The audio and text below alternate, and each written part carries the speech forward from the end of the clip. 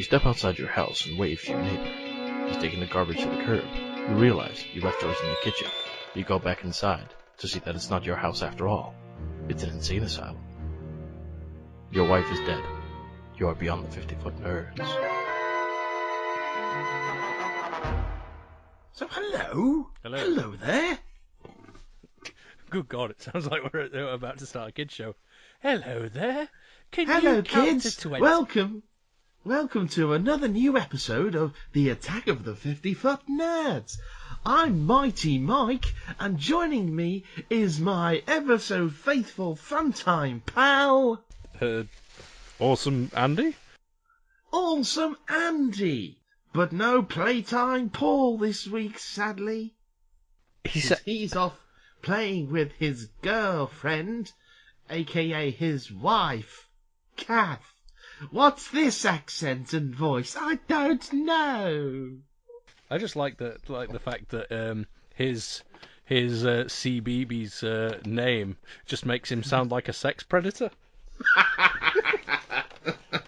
If you were a sex predator, what was your name? I'm Playtime Paul. Hello, it's me. Come and play with me, kids. Get in the van. Kick the mountain. What? Said get in the van. Get in the van. Oh God. Oh Jesus! Little Warwick Davis is his avatar, so he can sneak into playgrounds. And some what? It's just some big Paul, blue cat woman comes over. Paul's just in this. Like, she's like, Paul Griggs, you'll come with me. Well, Paul's in this giant fucking machine, and then just he's Warwick paralyzed Davis in the waist. Warwick Davis just walking up to kids in the middle of the playground, going, "I see you." Blue cat Warwick Davis. You can wrapping his tail around people. You can tell which one no, he is. I don't like it. You can tell which one he is because he's the shortest cat there. He's trying to stick his tail up kids' asses and stuff. Interface with me. Let me ride you. Oh, you know, that's a weird film. What, Avatar? Yeah. It's like, how do these cat people have sex? Well, their tails intertwine. Okay. How does he ride the bird lizard thing? He intertwines its tail with its. So basically he has sex with the bird anytime he wants to fly anywhere. Well, that's how you persuade the bird to let you go on. It's like... It's like at least in Harry Potter, at least he just like, bow to me, peasant. And then the bird will jump on. Bow to me, don't step on any twigs, you owe me money. Yeah, I'll kick your face off. But in Avatar, it's like, have sex with me and I'll take you somewhere. Just like a taxi driver on a Saturday night, really, I suppose. To be fair, if I could get paid to give people a lift by doing that, then... As I say, get yourself a taxi and drive around on a Saturday night. And film it and stick it on one of them sites. Yeah, I've never seen one of those videos, honest. Those taxi driver porn videos. Never seen that. They're my favourites. Are they really? Yeah. Well, there we go. Learn something new about Andy today. I like balding old men. How do you know he's always blurred out? I mean, not that I'd know. Because I saw another video which had him not blurred out for a completely different channel. Yeah. Ah. Which also ruined the illusion because it reveals that it's completely fake. But go away. The name Fake Taxi does give away the fact that the porno site is fake. Not that I'd know what Fake Taxi was or what. But that sort of gives you the hint that it's like, oh, it's not actually a taxi because he's in on it. But that's their tagline. Fake taxi. It's not a real taxi because he's in on it. It's not like, the porn company's made by the Carry On films. It's not a real taxi. He's in on it. Barbara Windsor gets in the back. Do you want to buy life insurance? No. Carry On taxi driver. Carry On Fake Taxi, whatever. That would be the weirdest. We should write that carry on thing. Yeah. St. James is the taxi driver. Barbara Windsor gets in the back. She does a couple of stretches and boing. Oh, blimey, you nearly had me head out there, missus. Oh. And then she looks at herself. Matron. Oh, God. Yeah. Oh, this pod started off fucking weird. Well, it's just what happens, isn't it? It's just one of them things. So you're eating fish and chips then? Yes. Okay. With gravy. If you can't have gravy on a fish. I am. How northern are you? I'm known for being the northern one from the podcast. I have gravy on my cornflakes. I have a reputation to keep. Put the kettle on. I want some gravy. To be fair, I have done that. Just put some Bisto in a cup. Yes. Bisto. It goes perfectly with me Hovis. Sorry, Warburtons. Yeah, Baker's born and bred. Were you the kid at the bottom of the hill? Yeah. So I sit there with my slice of trumpet. I sit with there a cup of with Bisto. And your a cup of Bisto, watching the local brass band. As the men come home from steel mill. From mines. From down to mines. From steel mines. Yeah. As they're all marching past the little boys there on a... Meanwhile, thinking out bloody Tarantino runs past and goes, "There aren't enough women's feet on telly!" And you're like, that makes me... What's that got to do with anything? That just makes me think... That just makes me think that it's like a Yorkshire, a Yorkshire. It's the weirdest episode of Emmerdale. No, it's just in my head. It's like a Yorkshire version of the end credits for the old Hulk TV show. So it's the Hulk walking away on a road, but you can just hear a brass band playing. He's got a black cap, and his kid's watching him while holding a mug of Bisto. Homer's boy comes along and whacks him round the sliced at the back of the head with a big sliced white. Sharp some of that. Have a doorstop, you bastard. Don't make me hungry. You won't like me when I'm hungry. Here, have some Bisto, calm down. Okay, now. Bloody hope you don't know when you're born. I had to walk uphill both ways to work. Look at you with your instant Bisto. When I was a child, we had to eat dirt and pretend it was Bisto. We used to pour mugs of water over under the mud and just stick our faces in it and pretend it was gravy goodness. I remember local priest asked me to taste his man gravy. Okay, no, hey, ho, That was a different film. Oh, okay, I'm walking here. The local priest was Q on a visit, apparently. I'm walking here. It's like Jesus always said, I'm walking here. On water. In the middle of a lake while he says it. I'm walking here. We know, Jesus, stop rubbing it in our face. Shut up, you. I'm turning your gravy into wine. No, not be gravy.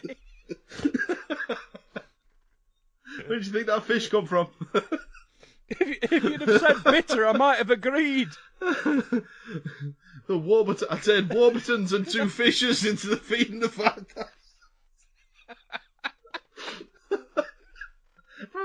Oh, that would be the greatest thing ever. I used to be a leper, Jesus. no arms, and now Jesus healed me. I can play a trumpet.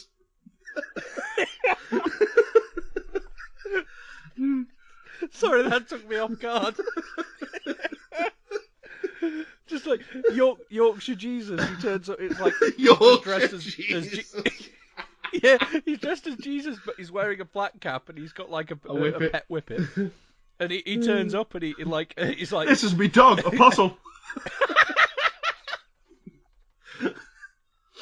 Oh God, I kind of want a dog named Apostle.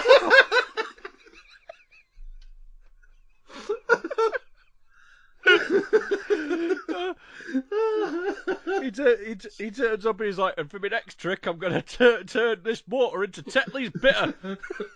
That's brewed in Derbyshire. That's brewed in Derby. You want Yorkshire tea? No. Like tea used to be.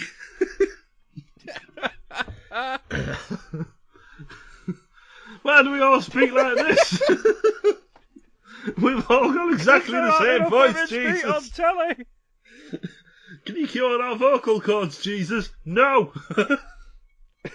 Now drink your Bisto. I've been infected. It's a side effect from drinking only Bisto. It's like I always say, I'm walking here. Hey up, I'm walking here. Hey up, I'm walking here.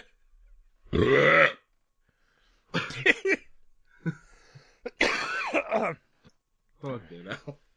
Well, that was weird. Yes, so we've covered porn, we've covered gravy, Yorkshire Jesus, and we're only 10 minutes in.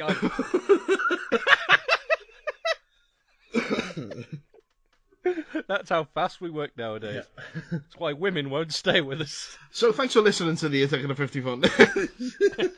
We'll have another episode up for you in 5 minutes. Or your pizza's free. Well, pizza. Shut up, you. Eat your Bisto. What do you mean? It's liquid. Don't be an idiot. Freeze it, then eat Granules. it.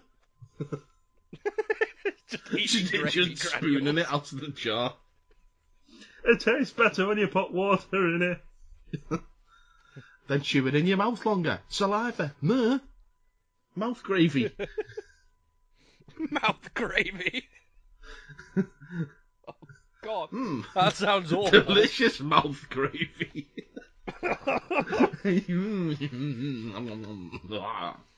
Oh, sweet biscuits. So, how have you been? Do you know what? Things they've been okay-ish. Yeah, I've not had the greatest time since New Year, Christmas, New Year, as you know. But I'm not going into that on the show. But yeah, everything seems to be okay. More dicks to the kidneys. No, I'm joking. No, yeah, but otherwise things aren't so bad right now.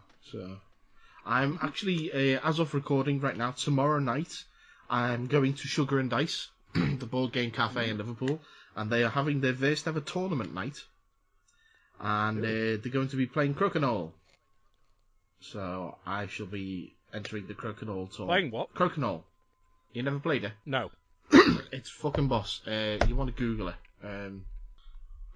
Yeah, no, it's a good game. For people who don't know what it is, it's basically a round circular board. It's divided up into various circles and also 4 segments of the board. And the aim of the game is to... Each circle is worth so many points at the end of a round. And the aim of the game is to... It's kind of like... It's like curling, but it's played with, you just flick the pieces in. It's like curling mixed with pinballs in a way, because there's a number of pegs in the middle that block your piece, basically. And you want to be the person with the most amount of points scored at the end of the round. This sounds like the whitest, most English board game ever. Do you know what? It's without actually looking at the board, it's very difficult to describe to you. It's like the innermost circle is worth 15 points, second circle is worth 10 points, outermost circle is 5 points for every piece that's in there. It's kind of like a bullseye board. Yeah, and in the middle there's a recess, just a very small hole in the middle of it that's just big enough for one of the pieces to go in. And if your piece lands in there at any point throughout the round, then you get 20 points to bank automatically. So what can happen is, say I've got a piece in the 15-point section, my opponent could then hit my piece out of that section and knock that down to a 5 points or even off the board, so I don't get any points for that anymore. You know what I mean? So it's it's very good. You need to kind of watch it being played to see the exact how it all works. Oh, it was but it's a great game. I love it. Oh. It was invented in Canada. In Canada, eh? Well, there you go. It makes sense why it's very much like curling then. True. Yeah.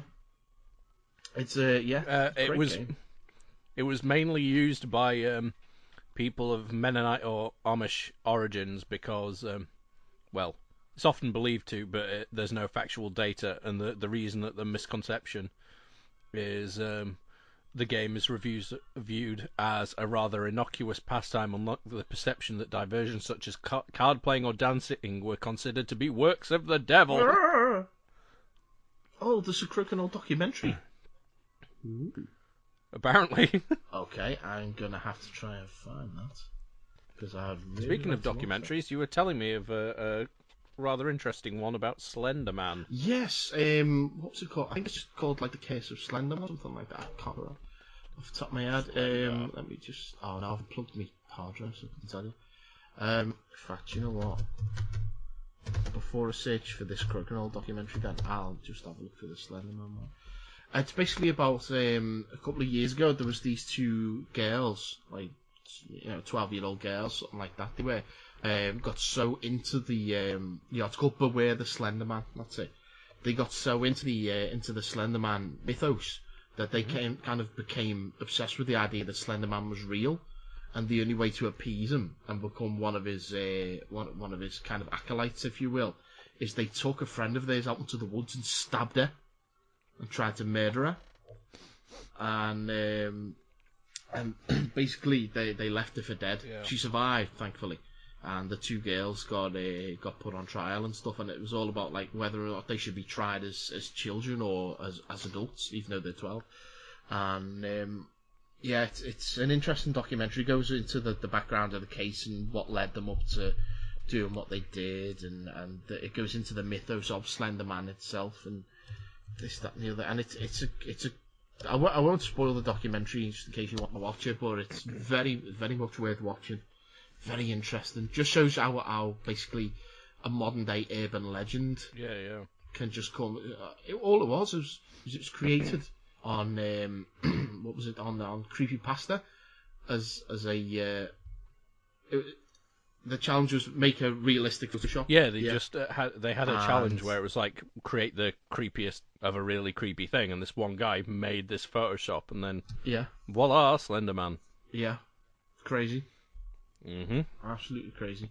I mean, it's weird now that we've got to the point where we actually have a proper urban, we've got a proper urban legend about a character that has been created in our lifetime. Yeah.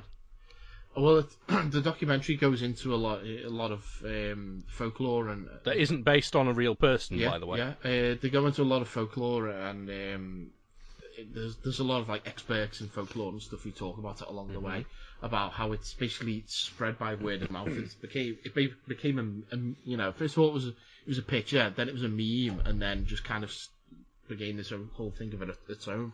And now they draw very similarities to the Pied Piper of Hamelin story, in as much as a lot of pictures of Slenderman online and stuff are depicted of him being kind of like not like a kidnapper of children, more like a savior of children. He takes children away from bad situations and such. He looks after children. He might look weird, but that's what he's there for.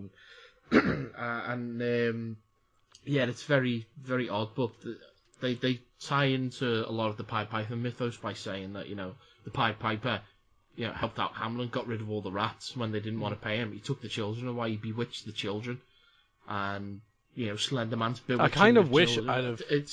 You need to watch it. I kind of wish I'd have... get the full effect, but it's a great documentary.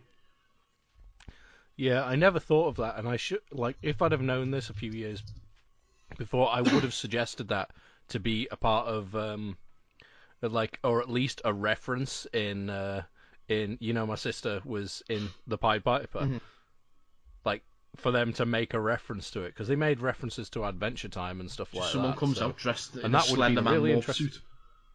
That would have been creepy as anything. Yeah. Jesus. Well, or just like a passing reference. It's like, oh, the last guy we tried wouldn't talk, and he just kept standing in the shadows. He had all these tendrils Like, coming out oh, of his okay, back. fair enough. Well, I watched that documentary and then followed it up with the Louis Theroux Scientology documentary, which was interesting.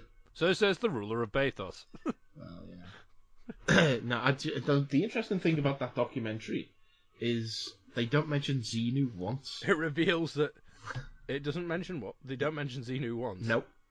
I was going to say it reveals the fact that and then I forgot his name. The guy in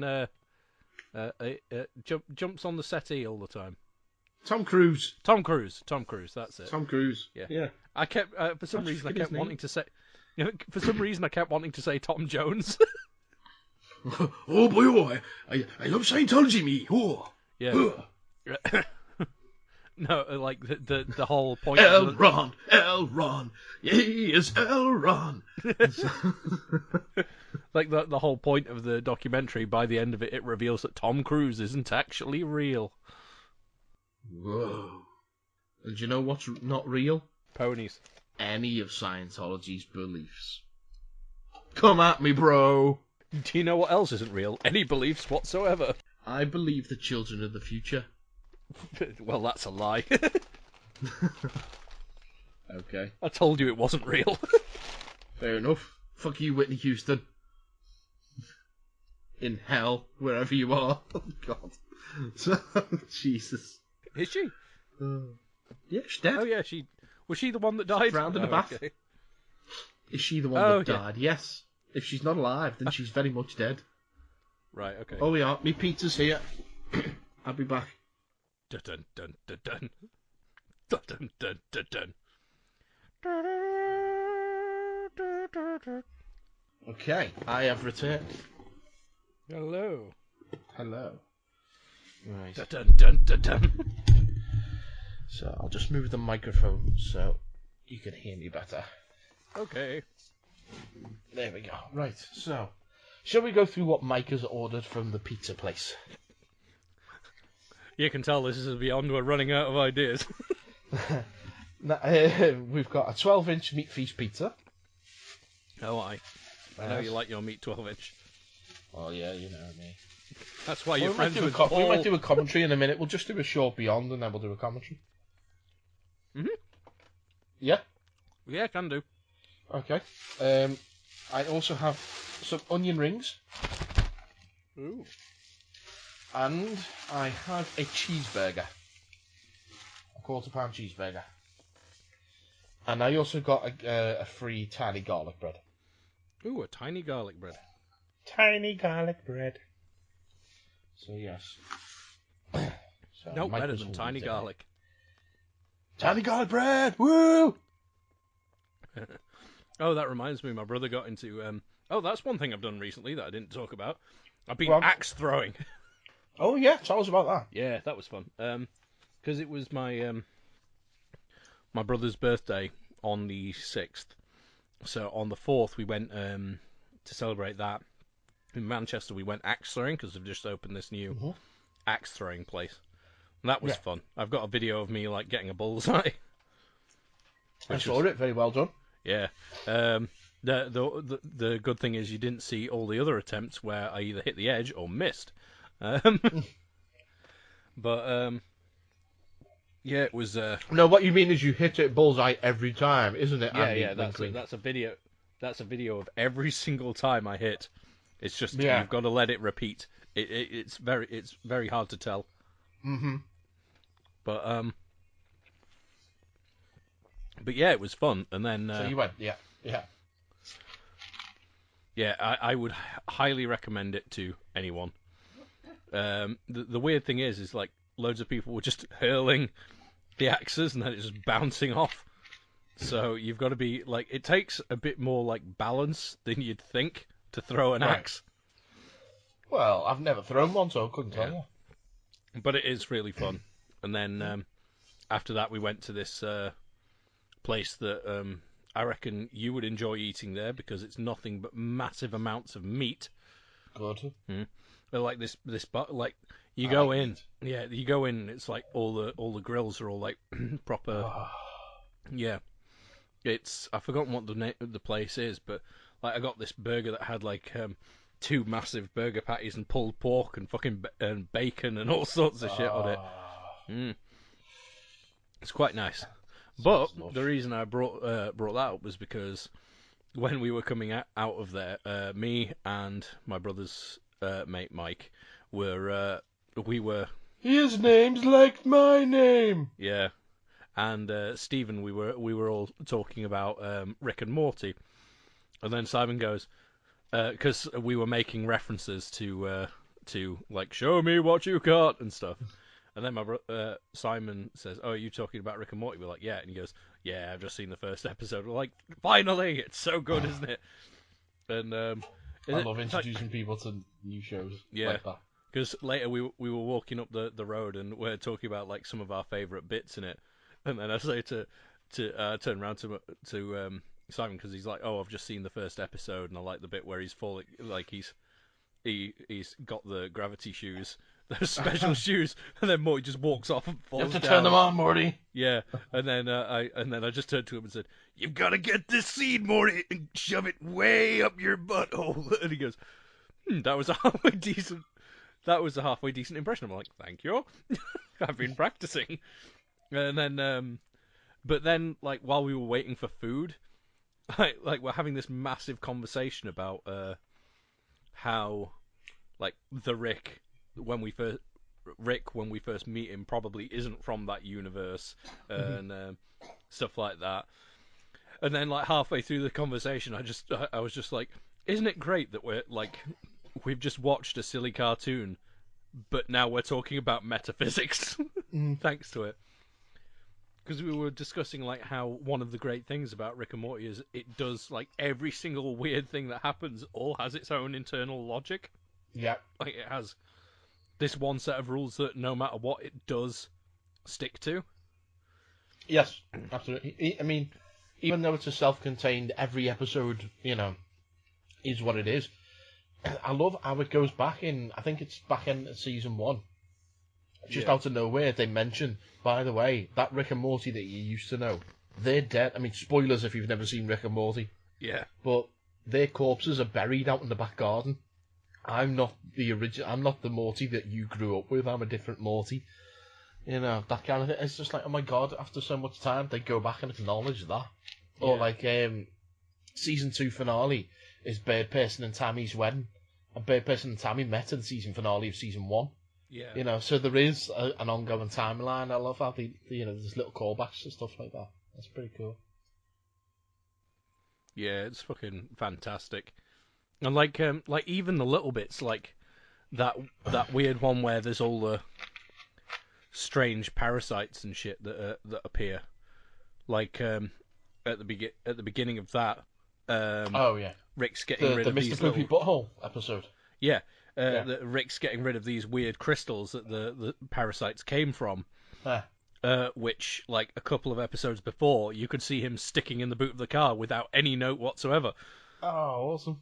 Totally it's he's sticking them in the boot when Morty's going to talk to Fart. Fart. I like that name. Fart. Goodbye, Moonmen. Stop singing about Moonmen. Oh god, I love that song. Yeah. I started singing, like me and Mike both started singing that to Simon because we were like, "Oh, you've got so many episodes that you're to look forward to." Like, because we started talking about like our favorite episodes. I just turned to Mike and went, "Keep summer safe," and he goes, "Oh god." My man! Oh yeah, I saw you posted that on Twitter. Just give my man, and then just a guy clipping into a tree. Oh god, I love him. Yeah, I love that post, man. He's one of my favourites. Isn't it a reference to like Home Alone 2 or something? I don't think so. Yeah, it's like a reference to a movie. Oh, I don't know. Hold on. Know. I know there's a reference to that in that episode. There's obviously. Oh no, it's not that episode. It's the Rickception episode I'm thinking of. It's Scary Terry. Yeah. Oh, bitch! Oh no, where's my pants, bitch? Oh, it's a reference to the film Big. Oh, right, okay. Yeah, because in Big, like an hour and a half into the movie, Tom Hanks goes into the office with a big smile on his face, and the mailman gives him a high five and goes, "My man!" Oh, brilliant. Yeah. Have you got Big? I don't know if I have. Because I've got it. We could do that as a commentary. Is it on Netflix? Let me just check. I don't have Netflix at the moment, so... Oh. Probably is, though. Let me look. Is Big on Netflix? Right, I think it is, actually. It's currently available on Netflix in Brazil and Sweden. Oh, so no then. No. No. Done. You don't have it on DVD, no? No, unfortunately. Okay. In that case, then, let's see. In that case, then, we could go for my favourite Harry Potter movie, if you want to do that one. Goblet of Fire, yeah, we can do that. One, yeah. Okay, then. Yeah. Okay, well, we'll end this rather sporadic episode of Beyond and set up for that then, shall we? Okay, yeah, okay. All that remains to say then is if you've enjoyed this quick episode of Beyond, then you can let us know by going on Twitter at 50footnerds. You can catch us on our personal Twitters. Mine is at Mike G. Bell. And mine is at Volts of Extoth. Paul isn't here right now, but his is at Auton Scouser. Email us if you like, anything but spam. It's 50footnerds@gmail.com. That's FIFTYFOOTNERDS. Go to our Facebook and give us a like on there, facebook.com/Attack of the 50 Foot Nerds. Yeah, all the other stuff that we say at the end of all the episodes, I can't be bothered rattling everything off now because it takes about a week. Anyways, all that remains to say then for this episode of the for Beyond the 50 Foot Nerds, then I've been my man. And I've been Yorkshire Jesus. Until next time then. Shalom, motherfucker. Bang!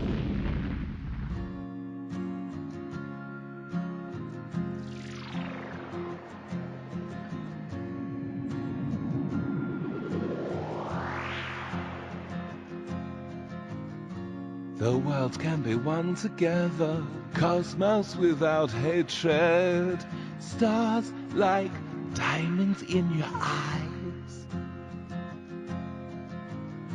The ground can be space, space, space, space, space, with feet marching towards a peaceful sky.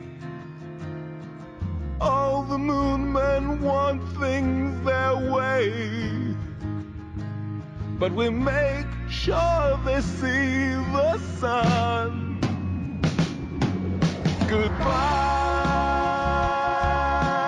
Moonmen. You say goodbye,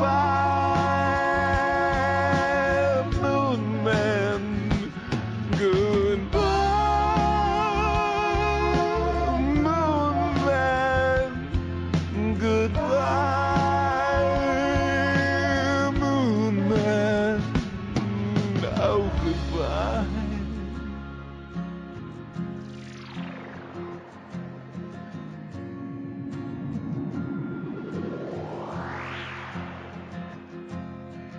Cosmos without hatred, diamond stars of cosmic light, quasars shine through endless night, and everything is one in the beauty. And now we say goodbye, Moonmen. You say goodbye, Moonmen. Goodbye, Moonmen. Goodbye, Moonmen. Oh, goodbye. Shut the fuck up about Moonmen!